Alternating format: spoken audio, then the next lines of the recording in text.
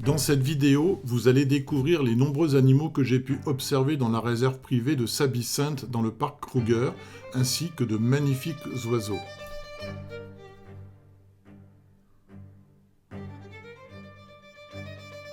Maintenant, ouvrez grand les yeux et découvrez avec moi la richesse de la faune de Sabi-Sainte. Nous assistons ici à un fabuleux lever du soleil sur la réserve. La lumière dorée envahit lentement le paysage, révélant toute la magie de la savane qui s'éveille. Située à la frontière ouest du parc national Kruger, la Sabi-Sainte Game Reserve couvre environ 65 000 hectares de brousse protégée.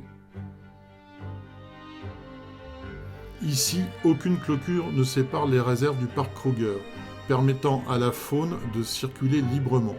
Ce territoire est célèbre pour ses observations spectaculaires des Big Five. Maintenant, prenons le temps d'observer ces magnifiques animaux. Le lion est un prédateur social, unique parmi les félins. Il vit en groupe organisé, appelé meute, dirigé par les femelles qui chassent ensemble.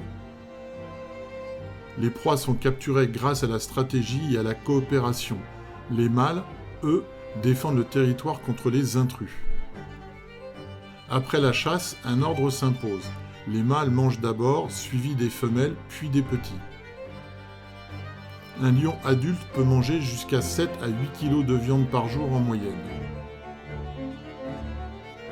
Mais ce n'est pas tous les jours qu'on assiste à une scène comme celle-ci où il dévore sans doute un jeune girafon, il ne mange pas tous les jours.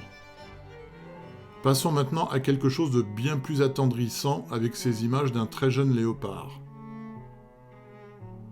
Le léopard reste avec sa mère jusqu'à l'âge de 18 à 24 mois. Une fois indépendant, il quitte son territoire natal pour établir le sien, souvent à bonne distance afin d'éviter toute concurrence. Certains la trouveront sans doute bien moins sympathique. Voici la hyène. Souvent mal aimée, la hyène est pourtant un animal fascinant. Elle vit en clan très organisé, dirigé par une femelle dominante. Contrairement à sa réputation de simple charognard, elle chasse aussi en groupe avec une grande efficacité. Elle peut peser jusqu'à 80 kg et atteindre une vitesse de pointe de 60 km/h.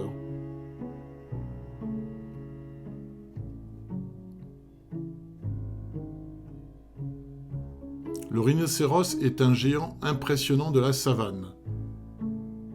Il peut peser jusqu'à 2,3 tonnes et atteindre une vitesse de 50 km/h sur de courtes distances.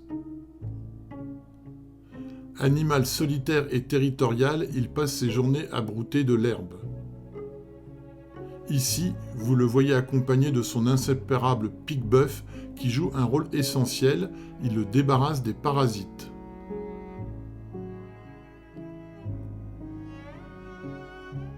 Ici, un éléphant vient se désaltérer à un point d'eau juste devant un lodge.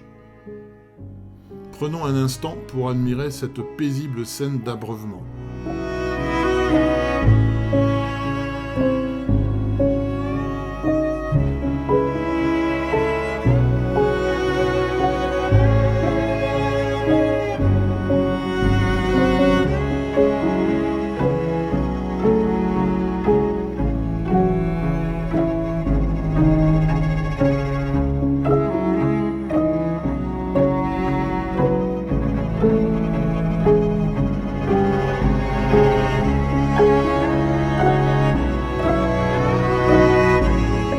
Observons maintenant cette bande de zèbres tranquillement installée en plein milieu de la piste. Le zèbre vit en groupe, souvent au sein de petites familles dirigées par un mâle. Grégaire, il trouve sa sécurité dans le nombre et dans ses fameuses rayures qui brouillent la vision des prédateurs lorsqu'il court en troupeau. Fait étonnant, chaque zèbre a son propre motif de rayure aussi unique qu'une empreinte digitale. Le gnou, mi-antilope mi-taureau, vit en immenses troupeaux qui sillonnent la savane en quête de pâturage. Il se nourrit principalement d'herbes courtes et sa survie repose sur le mouvement constant. Chaque année, il parcourt des centaines de kilomètres à la recherche de pâturage frais. Ce qui le rend fascinant, c'est cette stratégie de masse, la sécurité dans le nombre face aux nombreux prédateurs qui le guettent à chaque étape. Les principaux prédateurs du gnou sont les lions, hyènes, guépards et crocodiles. Pour se défendre, il compte sur la vitesse, les coups de corne et surtout sur la protection du groupe. Depuis l'eau, l'hippopotame nous observe. Calme en apparence, il est en réalité très territorial, surtout les mâles.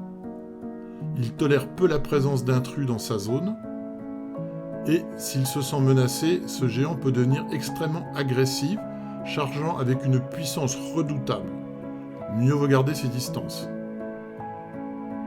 Le cob à croissant, aussi appelé waterbuck, est une antilope qui vit dans les savanes d'Afrique.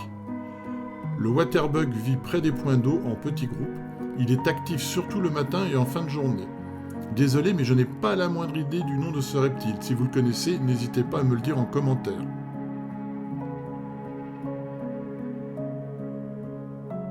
Peut-être s'agit-il d'un varan du Nil, mais je n'en suis pas certain du tout.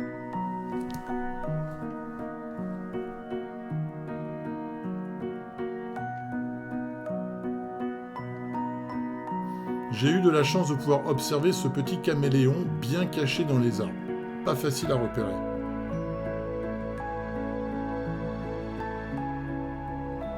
Voici les bucors, ces oiseaux terrestres à l'allure presque préhistorique. Quand ils marchent dans la savane, on est surpris par leur taille imposante, près d'1 mètre de haut, et leur démarche lente et assurée.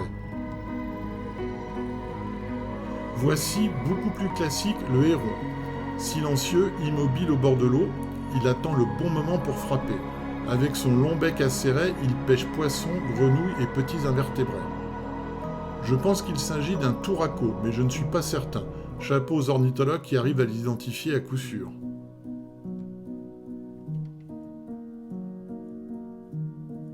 Même chose pour ce bel oiseau bleu.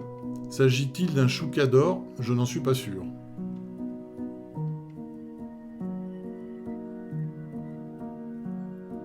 Là, c'est beaucoup plus facile d'identifier le vautour africain. Tête chauve, cou allongé et regard perçant, toujours le premier à repérer une carcasse. Là, j'ai pu observer un barbican, petit oiseau trapu au bec puissant, souvent perché, creusant des trous dans le bois pour nicher. Et pour finir cette série sur les oiseaux, ce très beau martin chasseur, plumage éclatant, bec large et regard vif, toujours à l'affût d'un insecte. Cette vidéo sur Sabisinde est terminée, mais il y a plein d'autres vidéos sur le parc Kruger à découvrir sur ma chaîne. N'hésite pas à t'abonner.